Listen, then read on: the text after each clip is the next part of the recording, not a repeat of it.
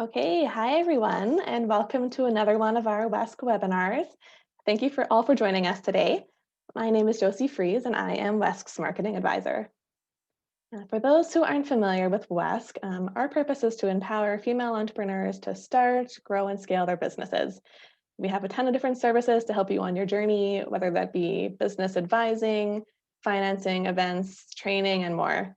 Right now, we are offering free webinars every Wednesday on a variety of different business topics, so be sure to check those out. Our topic today is purpose branding and content marketing, and our presenter is Bronwyn Stoddard. I didn't ask you how to say your name. I'm hoping that's right. Bronwyn is a content director from LMNO Consulting, and she has graciously provided us with a worksheet for the presentation today. So if you haven't already downloaded that worksheet, there is a link in the chat box there for you. If you have any questions as we go through the presentation today, please submit those in that Q&A box at the bottom of your screen, not the regular chat box. And will let Bronwyn decide if she wants to address those kind of as she goes, or if she would like to wait till the end of the presentation. So as always, this webinar is recorded and will be available for on-demand viewing on our website. And you'll also receive an email tomorrow at about this time with a link to the recording and this worksheet as well. Okay, I think we're ready to begin. I will hand it over now to Bronwyn. Please begin whenever you're ready. Thank you so much, Josie. I'm really excited to be doing this today. This is the first time that I've had an opportunity to share a webinar with a diverse group like this. Usually it's people in my office or people who are existing clients. So this is fun. I'm looking forward to maybe helping you guys figure out some things about purpose branding and obviously content marketing. Ideally, by the end of the presentation, you'll have an idea of what purpose branding is, how it's different from corporate social responsibility, whether it's the right fit for your business, and of course, how it interacts with content marketing. Sorry, Josie, I'm just having a bit of difficulty. It says that I can't share my screen while the other participant is sharing. Sorry. I left that up. It's stopped now. You should be good to go. That's okay. I did my best to talk through what I thought was my difficulty. So how is that? Does everybody see a bright red purpose branding and content marketing screen there? Yeah, you look good. Wonderful. From our end too. Okay. So that's very sensitive scroll, pardon me. We're going to start by talking about what purpose branding isn't. We want to make sure that we're all on the same page about what we're talking about.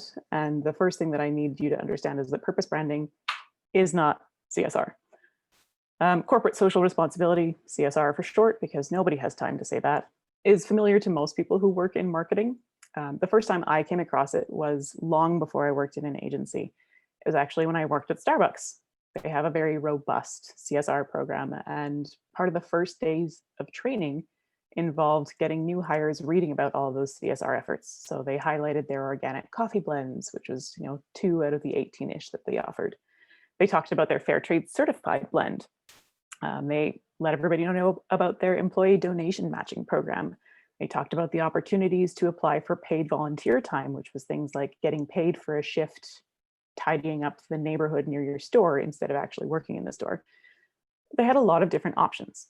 And those are all things that they did to be good corporate citizens, because that's what CSR is.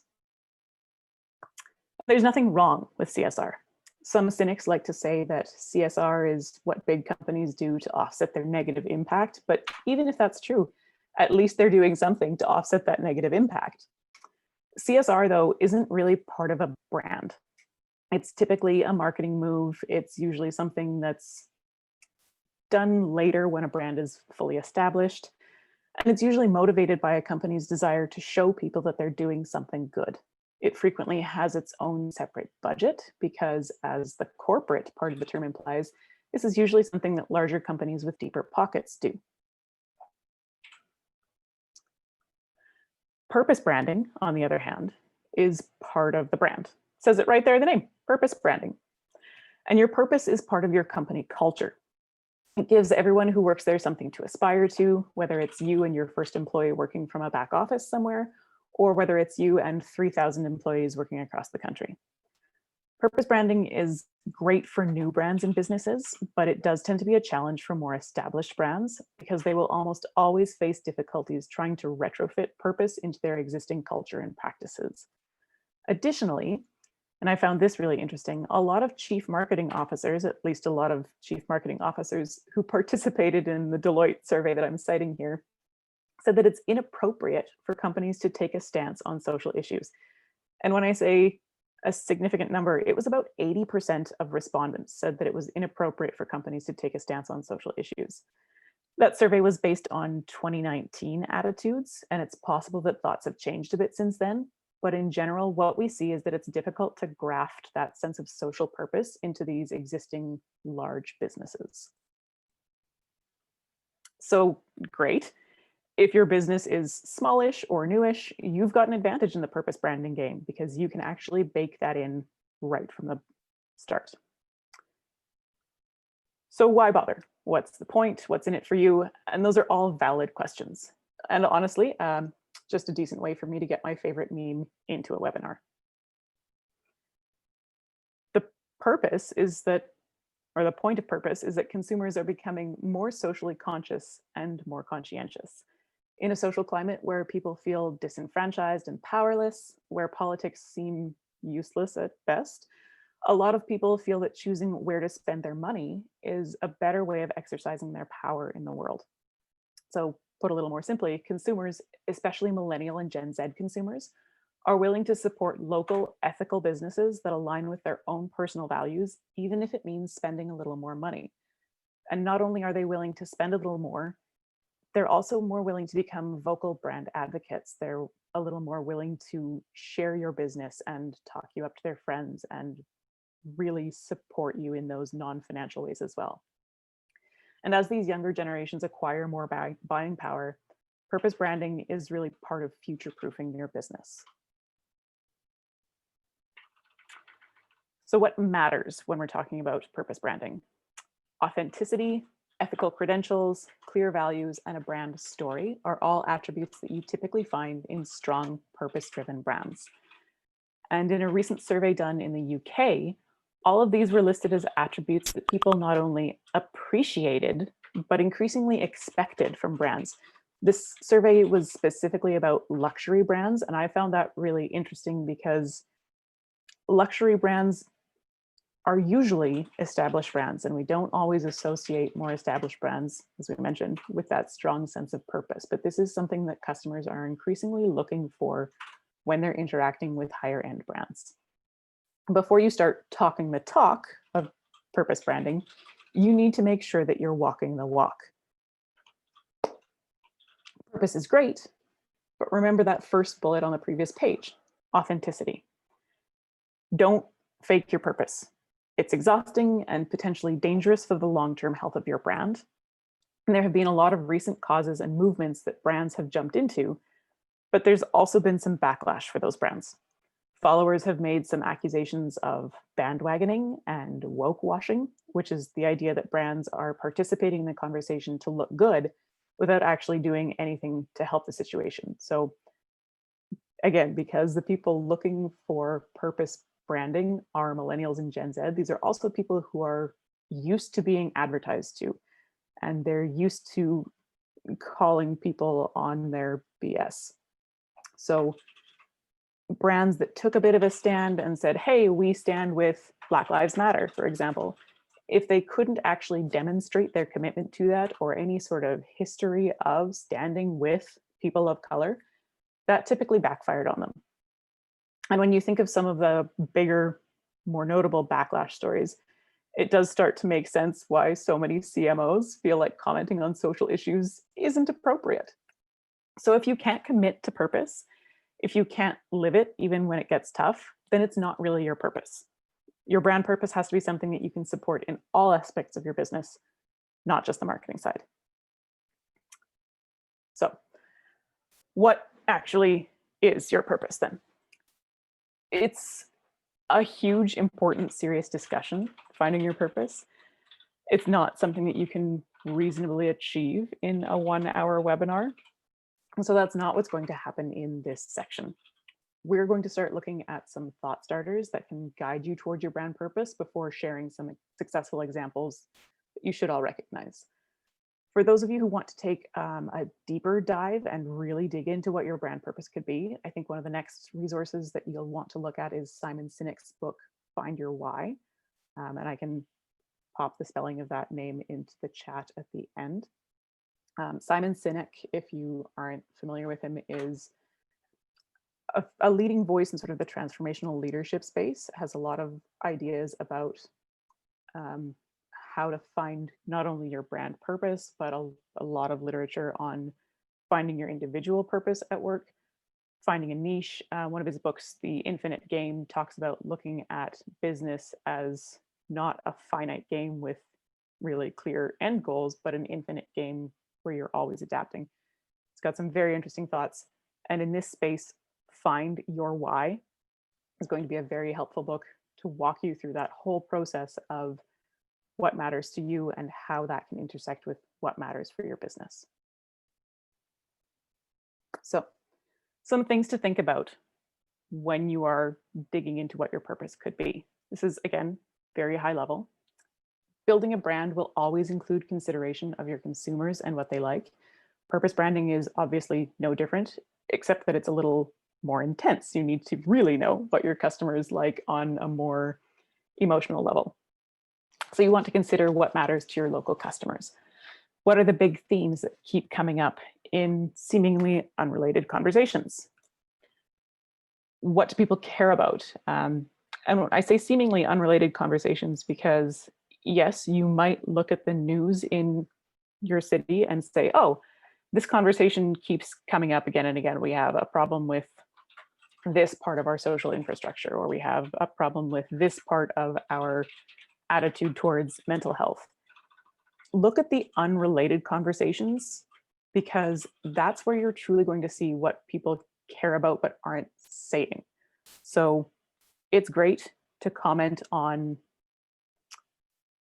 an article that says, hey, the streets need better repair.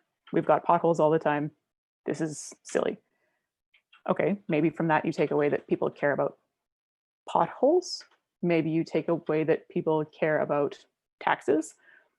But when you look at other conversations that aren't about the infrastructure, you're going to see more of the motivations, why people are making those comments. And are those motivations things like they want to care about securing the future of their city and their family? That's why we say look at the unrelated conversations, so that you can track some of the deeper patterns of behavior and thought instead of just the superficial obvious.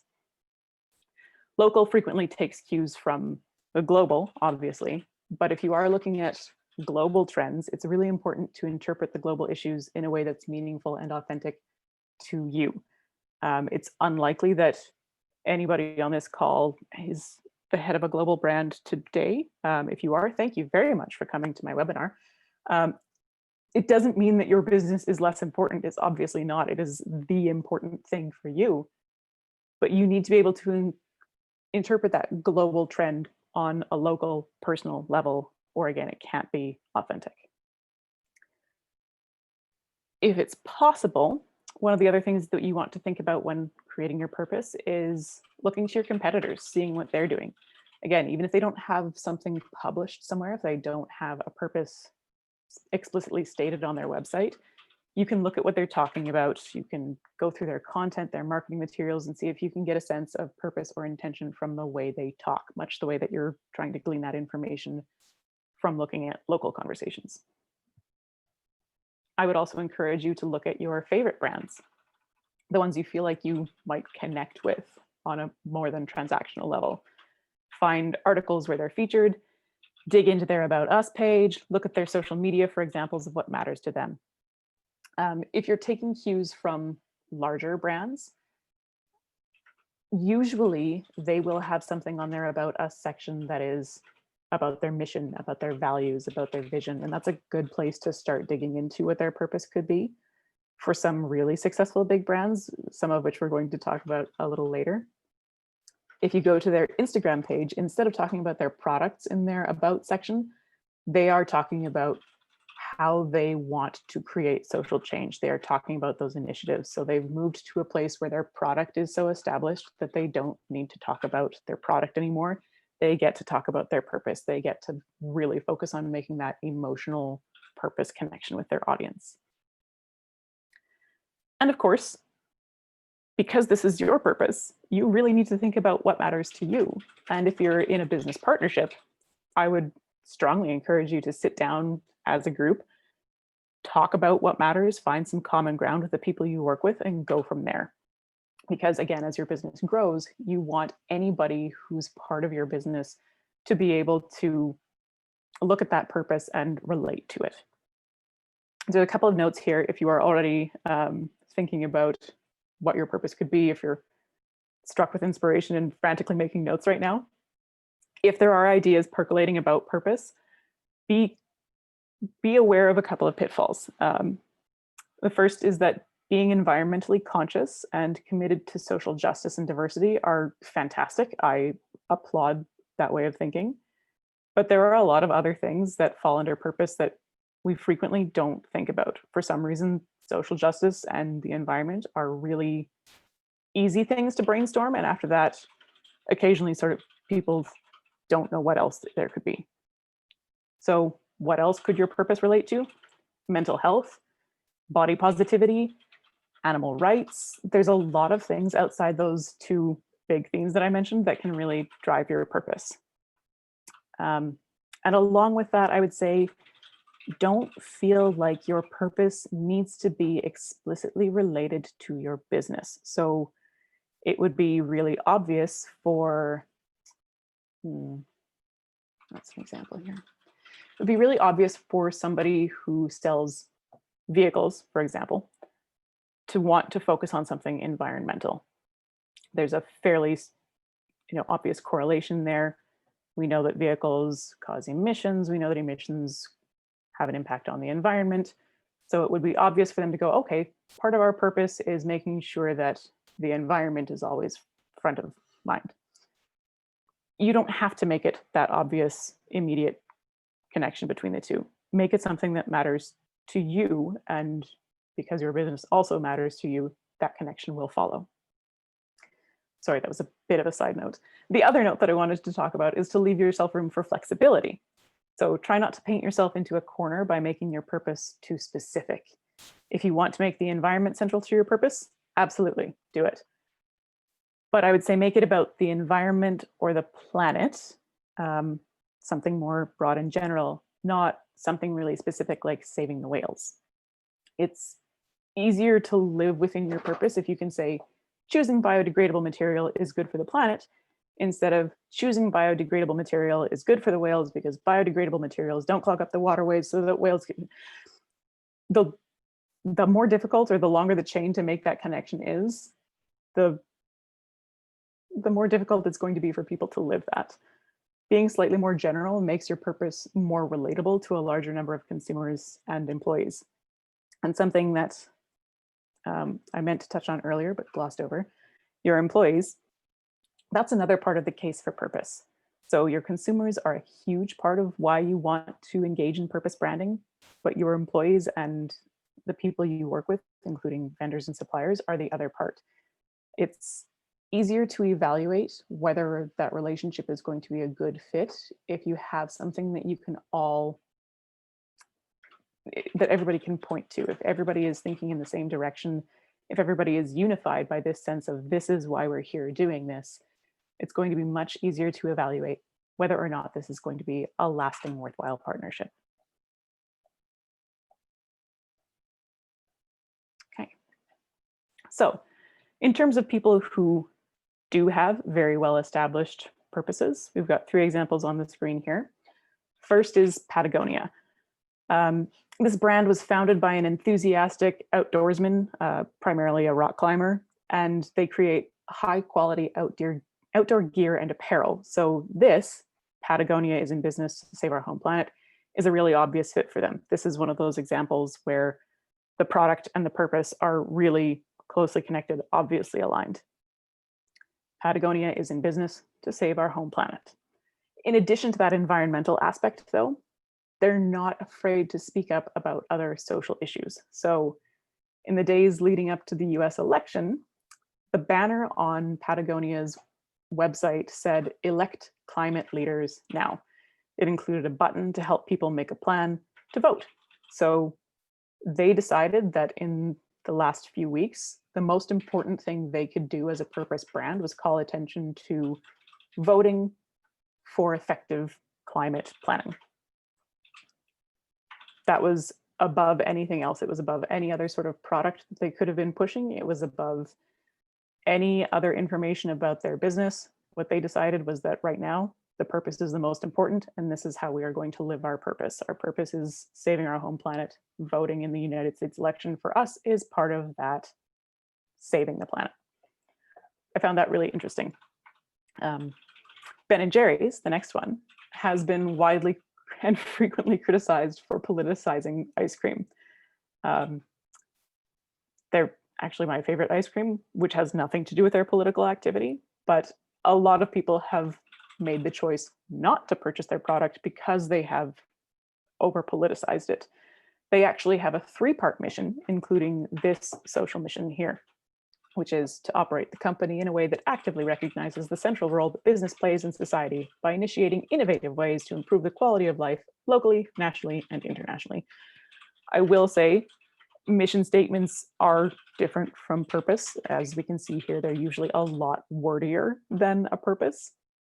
But this portion of their mission is all about that social purpose, especially if you breeze past the first introductory part and go straight to improve the quality of life locally, nationally, and internationally.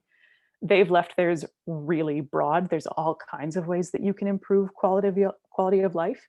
So this is a good example of them really not painting themselves into a corner. They've left themselves all kinds of room to interpret making life better or improving the quality of life, pardon me.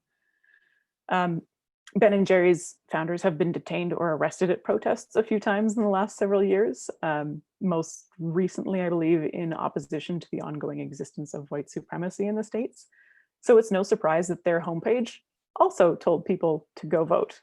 As of last night, I double checked it. It was still saying, hey, go vote. Third on the list here, we've got Seventh Generation, which is a laundry and cleaning products company with a distinct environmental focus. And once again, in the days leading up to the election, their homepage called for people to vote for the future. And when we look at their purpose here, on a mission to create a more healthy, sustainable, and equitable world for the next 7 generations and beyond, their purpose is very future thinking, 7 generations and beyond. So encouraging people to vote, and the way that they put it was voting for the future, is very much in keeping with the mission of creating a better world for the next 7 generations. These are all American-based brands, and so the stakes have been a little higher for them, obviously. You don't need to make your entire brand about your purpose, especially when you're starting out. But this is an example of how far you can take your purpose, how present it can be in your overall communications. So back to the idea of, guiding the creation of your purpose.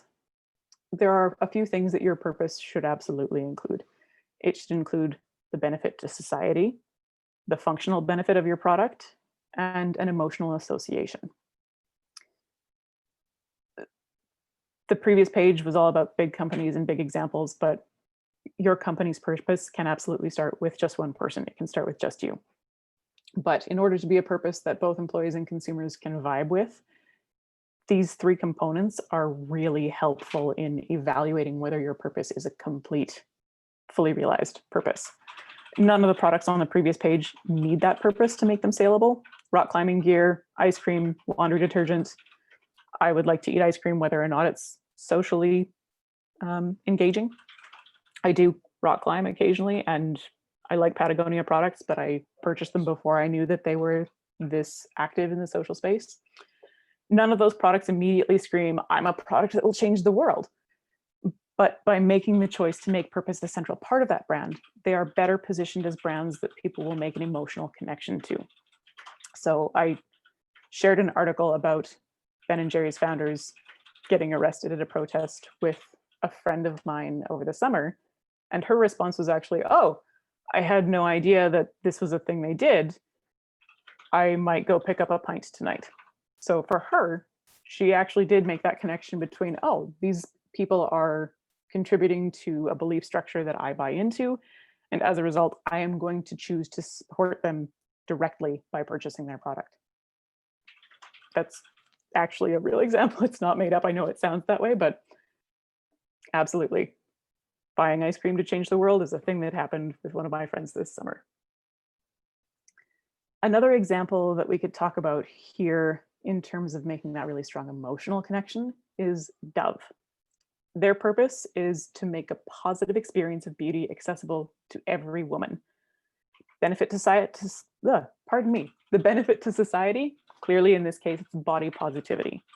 The functional benefit of their product is it's very hydrating soap. Sorry, I think they prefer the term beauty bar. Very hydrating beauty bar. And the emotional association, if you've been around in the last decade, you'll know that anything surrounding the idea of real beauty is part of what Dove buys into. Making people, especially women, feel seen and feel beautiful in a world where they don't see themselves represented in the images of beauty around them in advertising. That's what Dove is all about. They've been doing that real beauty for, as I think over a decade now, because it still resonates with their audience. It's still something that matters to the people they're talking to.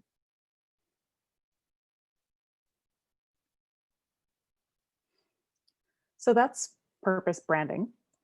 But the name of the webinar was purpose branding and content marketing. So that's what we're going to talk about now. How can content actually help you express your purpose-focused brand? And I mean, the answer to this question is pretty straightforward. It tells your story. More accurately, content can show your story. So if you've baked the purpose of your brand into everything that you're doing, that means that instead of telling people, hey, we're good people with a purpose in a monthly Instagram post, you can show people subtly but consistently in the way that you talk about pretty much everything, or less subtly if you have that option. If you were to navigate to Dove's homepage right now, you'd see that Dove's homepage doesn't talk about soap or beauty bars. All of the content that they have on their homepage speaks to the ways that they're making a difference in the world. That body positivity has become so much a part of their brand and such a recognizable part of their brand that it gets to be the first thing that they talk about. They don't need to focus on their product. They get to focus on their purpose so that when we go to the store, we make that emotional connection and select their product. This is not an accidental duplicate. We literally just talked about these things, but we're going to look at them now in terms of what they mean when you're expressing purpose through your content. These are things that you can demonstrate in the images that you share, in the copy that you write. And again, you don't have to start each Instagram post with a note that says, as part of our ongoing commitment to the environment, to anti-racism, to food security, to equal pay, to whatever it is. You can do that sometimes when it's appropriate, but you can also just spend time highlighting the functional benefits and building the emotional association through other kinds of posts. And I'm focusing primarily here on social media content because I think that's what a lot of people gravitate to when they think of content. But this could also be what you talk about on your website, again, like Dove does, or this could be one of the modules in a weekly emailer that you're sending out. You could have some sort of reference to your purpose or commentary on how your purpose helps affect the world. It doesn't just have to be on social media.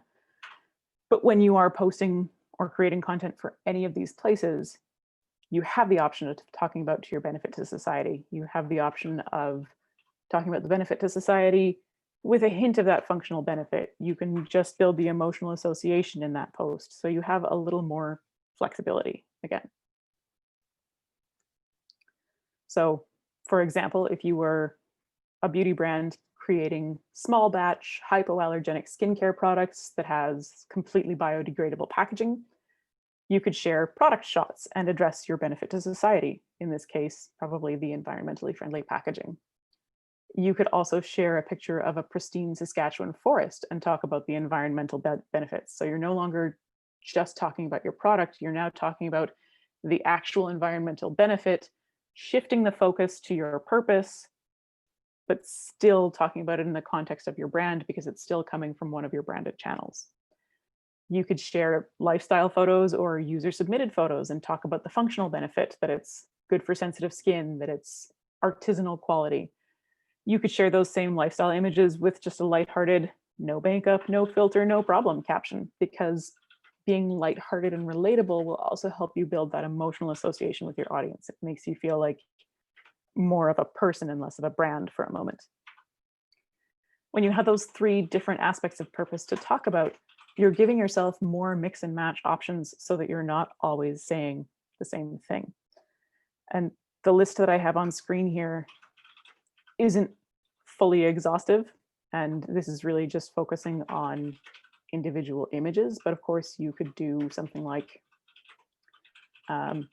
Instagram live video and talk about your purpose. You could absolutely host an AMA. Those are things that still happen, although they've moved from traditional Twitter forums to Instagram stories. I would say don't spend a lot of time worrying about the specific tactics that you would need to express your purpose branding. If it's something that you're going to be publishing on social media, there's almost definitely a way that you can get your purpose into that format. We can talk about individual formats later, depending on what people's interest level is. So you don't have to talk about the same thing every time, but there is some benefit to repeating yourself, to going through those core messages again and again.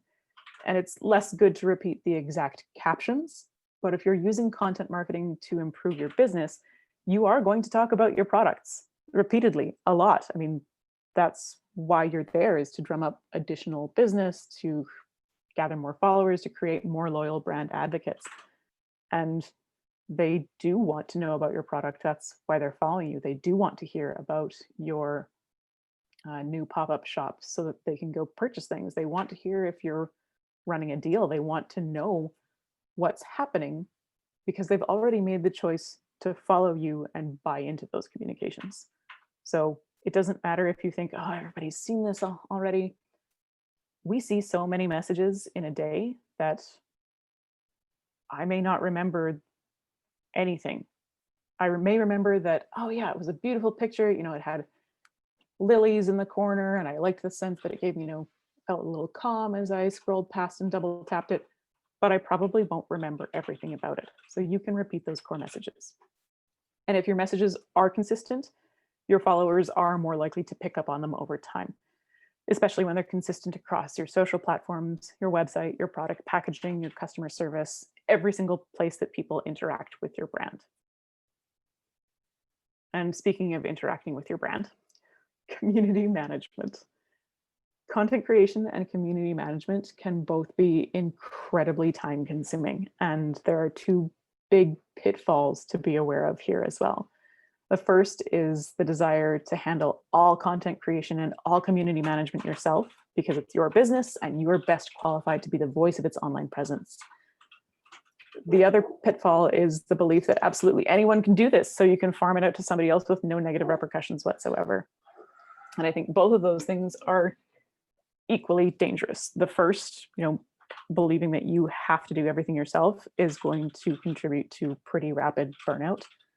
And the second, the belief that absolutely anyone can do this, could lead to some significant damage of your brand if you let anybody do it and they do it badly. I've done a lot of community management in the last 4 or 5 years. The truth of what you need is somewhere in between those two extremes. No, you are not the only person who can do it. So breathe a sigh of relief and go, oh, I can accept help here. But you shouldn't just let anyone help you. So, okay, how do we link this back to purpose branding? Because yes, everybody knows that community management is difficult, and sometimes it would be nice to ignore those comments. Your customer comments and those questions will rarely be about your purpose. Not never, but very rarely. The majority of questions you're going to get will be the repetitive ones about availability, about cost, about hours, etc. But one of the things that we said earlier was that purpose is part of what keeps everybody moving in the same direction. And so the way purpose helps you with these daily questions on social media or any other two-way communication platform is that deeper team building office culture level. When you're bringing people in to help, even if you're bringing them in on a part-time basis, your purpose, your values, your whole culture, and the thought that you put into creating it will help you evaluate that new team member and will set them up to represent your business well. So instead of going, okay, well, this is a person who has a pretty strong Instagram presence of their own, so I know that they know how to post things, I know they know how to respond to comments, they'll clearly be able to fit my business. Look at how they're addressing that. Look at whether the things that they're talking about line up with your purpose. If one of the things that you value is kindness, look for kindness in what they're already creating. If one of the things that you value is a little bit of sass, look for that. But recognize that a little bit of sass when you're doing community management may not always be interpreted as a little bit of sass. So when you're hiring somebody to help you with that sort of thing, or if you are, getting somebody else to help you create content, you don't need to micromanage everything, but you need to be able to give that new team member some guidelines, and your purpose and your values are absolutely going to be part of those guidelines. Okay. I've been keeping an eye on the Q&A. I don't see anything in the Q&A box, so that's the end of what I have prepared. I would love to have some more discussion or return to earlier pages if you need me to repeat something or fill in the gaps. Josie, would you like me to hand screen sharing back to you? For sure, yeah. We'll just wait for if anyone has any questions. Now's the time. So get those posted in that Q&A box there. But if not, though, thank you so much for the presentation today. I think it was super valuable, and I'm sure our audience found it that way as well. And for all of those who attended today, thank you for joining. You will be sent a link to watch the presentation tomorrow at this time, and it's always available on our website on the Small Business Resources page as well. And for a list of our upcoming webinars, you can visit our website at wesc.ca/events. Like I said, like I mentioned before, we have webinars every week right now, so feel free to take a look at those and register for any other ones that interest you. Looks like we have a couple of questions here, so I will hand it back over. And yeah, 1, 2, there's a couple in there. So Bronwyn, take it away with those questions. And, yes, okay. Yeah, go ahead. So we've got one in here. What is your experience or thoughts on HubSpot? I don't have a ton of experience with HubSpot. If there's a more specific question about some of its functionality or how it compares to something else, I'd be happy to speak to that, but HubSpot isn't something that I've used at all. So I'm going to move on to, can you revisit the difference between mission and purpose or vision and purpose? Yes, let me go back here. So, okay.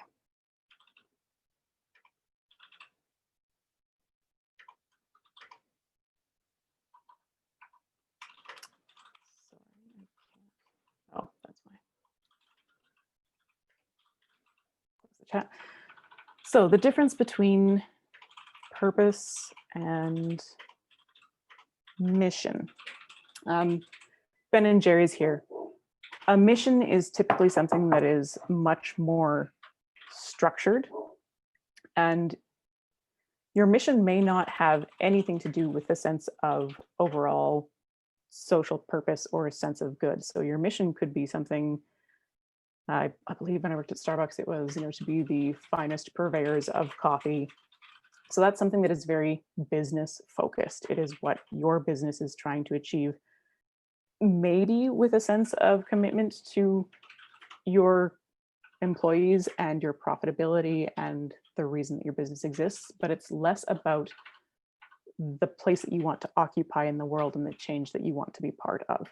So when we talk about purpose branding, it is really the more socially conscious, what are we doing for the good of our audience or for the good of our consumer, and less about what are we doing for ourselves as a business.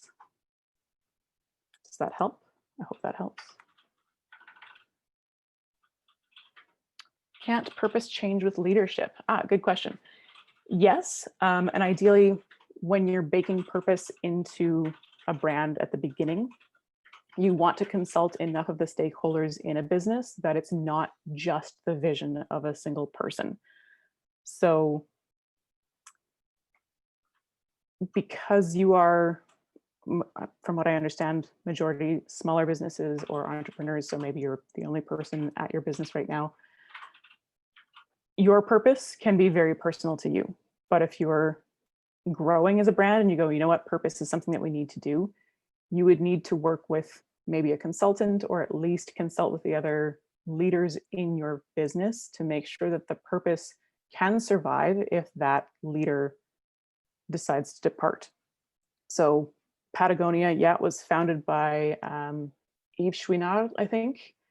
And he has this vision of saving the home planet, but everybody who starts working there goes through sort of that criteria of, is this a good fit for you? Are you a person who's going to commit not just to working at Patagonia, but being in business to save our home planet? And over time, if your purpose sort of falls out of step with what your consumers are looking for, you may want to evaluate it. But ideally, if you've created a solid purpose for your brand, it will be able to outlive the leadership. Oh, small team that function in remote locations coming from diverse cultural backgrounds. That's a fascinating, a really great opportunity. Some suggested conversation guides. Again, I would say a look at Simon Sinek's book, Find Your Why.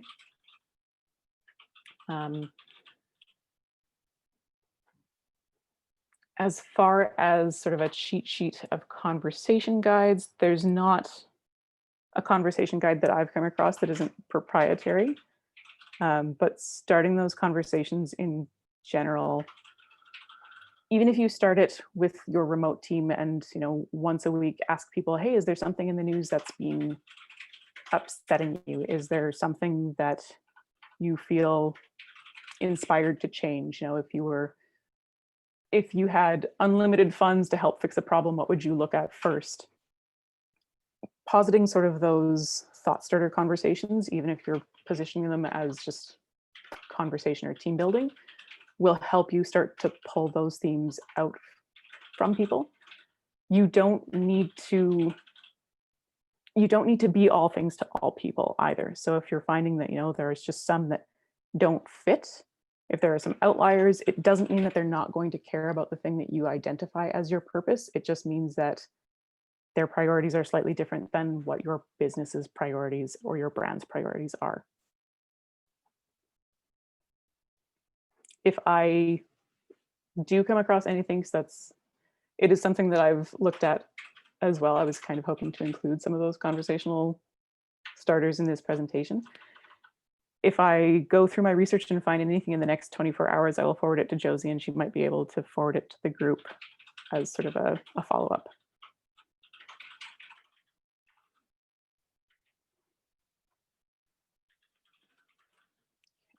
Did I miss anybody else?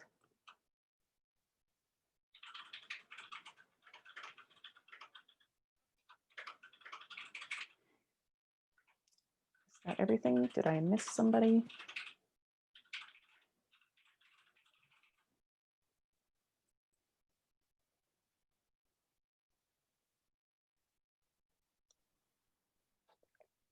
Okay, it looks like there are no more questions, so we're probably good to wrap it up. Like I said, thanks everyone for joining us. And yes, if we have any other additional research, I will make sure to send that out to all of the attendees today. Have a Thank you great day, so everyone, much. and we will talk to you hopefully next week or later. Bye-bye.